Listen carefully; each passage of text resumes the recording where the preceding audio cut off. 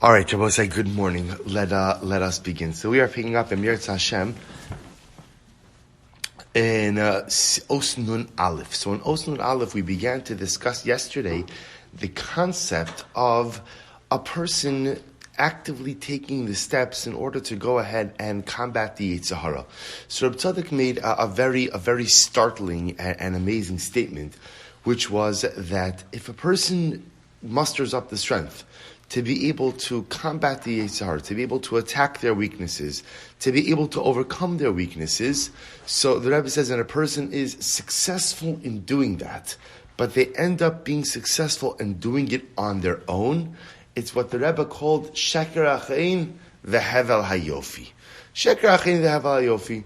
So, and remember, HaTzaddik explained that to mean that Chein and Yofi, well, again, he's going to discuss this more in today's piece, we'll see. But Chein and Yofi represent forms of beauty, but they are limited forms of beauty. So that when a person tries to go ahead and do something just by themselves, whatever level of success they may end up having will always be limited in nature. However, we'll pick up on page Kuf Chaf Aleph. Rak Misha wrote on the Be'urei Chasidus left-hand column. Rak Misha wrote to L'Natzech Es HaYetzer Hara L'Chalutin U'Leva'aro Milibo Tamid. But I will say, if a person wants to go ahead and totally expunge the Yetzer Hara and totally remove from the Yetzer Hara from their heart altogether, Ha'ikr Hu Shelo Lismoch Bekach Rach Al Koach Atzmo. It is so important not to only or to solely rely on one's own koach, one's own strength. Ella, levakish me Hashem yisbarach, sheyihiyeh be'ezro, lahatzilo me'asasa seyetzer hara. But rather, again, as we began to discuss yesterday, a person must enlist the help of the Ribono Shel Olam in this battle. So I'll say, this piece, when you read it, took me a number of times to fully wrap my head around it, because to a certain degree, it almost sounds like a little bit counterintuitive. In other words, that normally I assume that if I find the strength to combat my Yetzer Hara, and I muster up the strength, and I overcome that Yetzer Hara, and I do it by myself, because essentially what I'm doing is I'm taking achrayus, I'm taking responsibility over me. I would think that is the pinnacle of human accomplishment. Yet Reb Tzaddik is saying it's not. It's not. It's incredible. It's incredible, but it's short-sighted. It's short-sighted in that anything I do by myself, without enlisting the help of the Ribono Shel Olam, in other words, without asking God to be my synergistic partner, whatever happens as a result, whatever actions happen just through me without the partnership of HaKadosh Baruch Hu, are going to have a very limited success.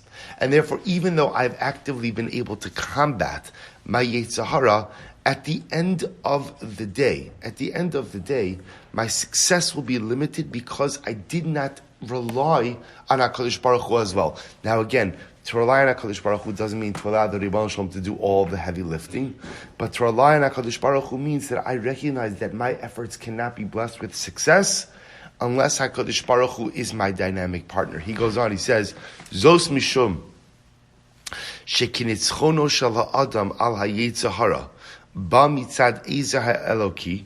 When a person's success against the Yetzer Hara comes as a result of divine assistance, in other words, my effort coupled with divine assistance, he says, Zehu makom miftach ne'eman, lishar kach b'nitzchono li'olam. This is where I can be assured of my success. We'll say this is such an important line.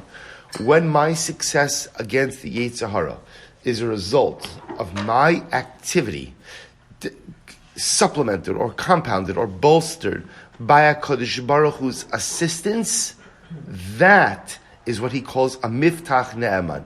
Now, miftach ne'eman, we would be tempted to go ahead and translate it as a guarantee. But that's not fair, because remember, there are no guarantees against the Yetzer Hara. Miftach ne'eman means that's a recipe for success. Lishar kach b'nitzchono li'olam. Ve'ein lo lachshosh, shemi yiskaber alav Yetzer Hara, ha'yetzer hara achar kach. This is actually amazing. So HaTzaddik actually seems to be saying that maybe there's a point where a person could even overcome the Yetzer Hara, where a person could totally vanquish it. Ki golo chai, ki mi'achar shashem yisbarach, hu agol oso miyad yitzro hamiskabar lav b'chol yom, harehu yisbarach chai v'kayam la'ad v'koach nitzchi l'tamid.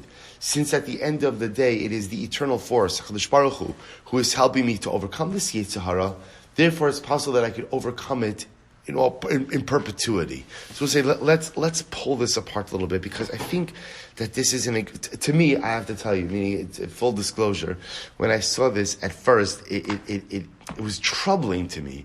Because I think the way we have to condition ourselves, I think sometimes, I speak about this sometimes I teach a college class for Ma'alot, and I always like asking this question essentially to young women, because generally women tend to be firmer than men, right? And especially, again, young idealistic women, right back from seminary. So we say, if you're in trouble, what's the first thing you do? If you're in trouble, what's the first thing you do? And almost all the time, the answer always is, daven. And I try to say, I don't think that's correct. I'm all for davening. I'm going to go on record that davening is good. The first thing you do if you're in trouble is roll up your sleeves and try to figure out how to extricate yourself from that trouble. Right? You got yourself into a bad spot in life, or you made a mistake. Figure out what to do to get yourself out of it. Now, the answer of davening is so beautiful. Truth is, sometimes I'm jealous when people answer like that, because if your instinct is to rely on HaKadosh Baruch Hu, that's exceptional. But as we get older in life, we recognize that the Ribbon Shalom is my partner. But what HaKadosh Baruch Hu often looks for from me is to take the first step in dynamic activity. If I have a problem, the first step is, what can I do to fix it? And we all know that in the fixing of our life problems, generally what happens is my effort will take me so far, but then that's it. Then often I hit a point where I say, you know what, I've done everything I can. HaKadosh Baruch Hu, I need you to step in. So often the way I've imagined this synergistic partnership is, I do everything, and if I could succeed, so to speak, without having to lift my eyes heavenward, then that sounds like a good approach. Then HaKadosh Baruch Hu is proud of me. I've taken the reins. I've solved the problem. It's almost like, I was saying, sometimes when children get into an argument, so parents will often say to their kids, go figure it out. If you need me, I'm here. I'm happy to step in if you need me to step in. But what I really would like is for you to figure this out. You don't need me to intervene in every single situation. So I've often kind of looked at the world hashkapically a little bit like this as well. There are certain problems for which I have to enlist the help of HaKadosh Baruch Hu. Ribbon Shalom, I'm stuck. I can't navigate this. Help me out. But then there are other things where I say, you know what, I got this. I can fix this.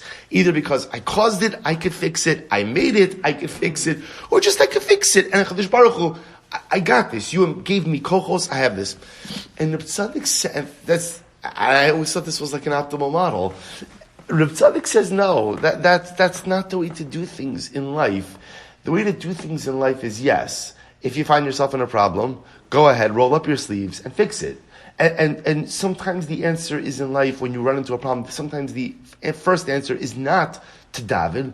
Sometimes the first answer is figure out what you can do to ameliorate your difficulties, to address your suffering, and to somehow fix that which is broken. But if you think that you could do it alone, and even if you're successful without quote-unquote enlisting the help of HaKadosh Baruch Hu, just know that success is limited in its scope, nature, and duration.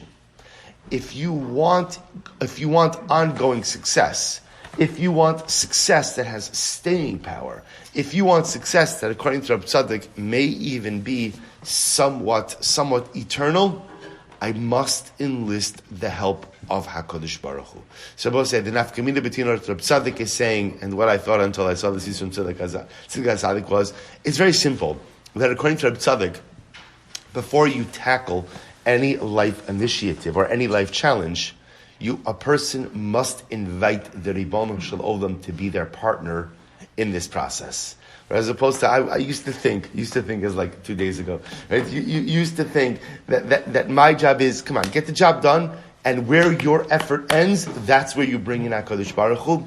Reb HaTzaddik says, no, hashkafically, the way this works is when tackling the Yetzer or any life challenge, the first step is, Ribono Shel Olam, I need you to partner with me. Right now, I'm going to do the heavy lifting. I'm going to do the work. I'm not asking you to partner with me so that I'm going to sit back, relax, and enjoy the show, and you're going to do all of the work. But I must invite you in now. That's what something saying is, I must invite HaKadosh Baruch Hu in at the beginning of the process. Because if I don't invite him in at the beginning of the process, even if I am quote-unquote successful, the success is incredibly limited. And I will say, it's just, obviously, HaTzaddik's approach is much better than what I thought, but it's such a dramatic way to approach the challenges of life. I'm still going to do the same heavy lifting. I'm still going to do the work, because the answer is that when you face crisis, the first answer is not daven.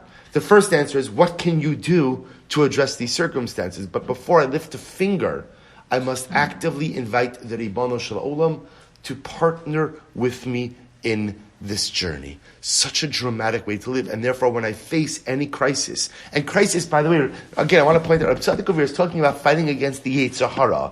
He's not talking about battling with illness or battling with parnasah. Of course, those are included. He's talking about the day-to-day internal challenges that I face. I have the Yetzer Hara. And again, I was like, we've seen before in previous osos, although many of us struggle with many things, I would venture to say most of us acutely struggle with one or two things that have been the ongoing struggles in my life, my ongoing taivas, my ongoing Yetzer Hara. HaTzaddik says, when you start the day and you start the struggle, invite HaKadosh Baruch Hu to be your partner. Right? So we have a little stop over here. We're going to pick up tomorrow. He brings three incredible examples of this. He brings the example of Yosef HaTzaddik, Boaz, and Palti ben Laish, who will discuss Palti ben Laish, again, the story of Shaul and Michal. We'll see all of these three individuals. One of them adopted the approach of Reb HaTzaddik. Two of them did not, and we're going to see the difference in their individual successes in combating Yetzer Hara. All right, incredible.